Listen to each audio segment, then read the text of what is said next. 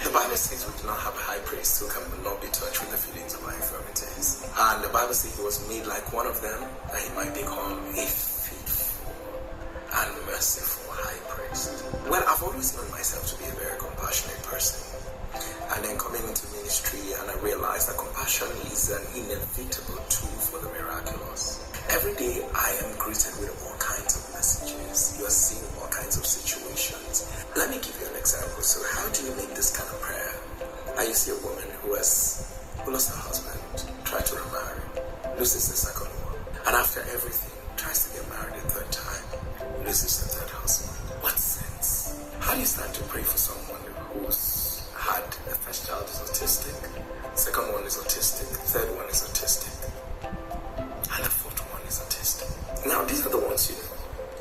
These are the kind of people wake up in the morning and they discover they can't work.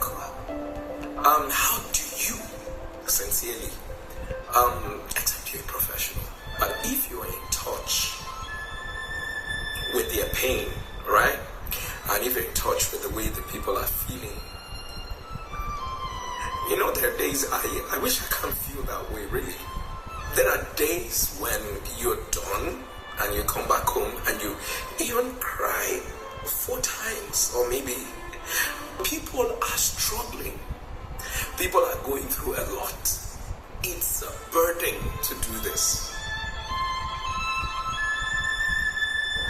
I want to see a world where the devil will not boast over people's life. I want to see that nobody is held down under the oppression of the enemy. I know I'm not called for everybody, but I know the people that I'm called for.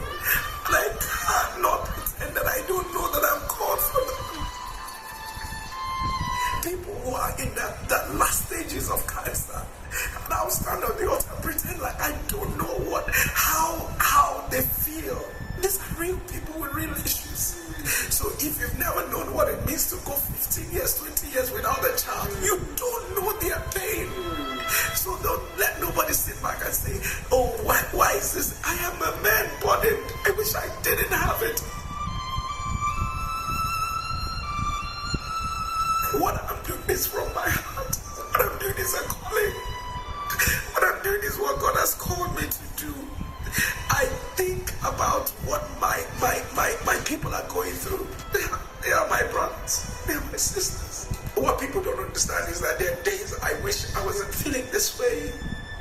Even in my tiredness, and when I go up in the night, the thing that jolts me up in the night is when I feel like, are you sleeping? And also people are going through this. I was called to be an intercessor. That is my calling.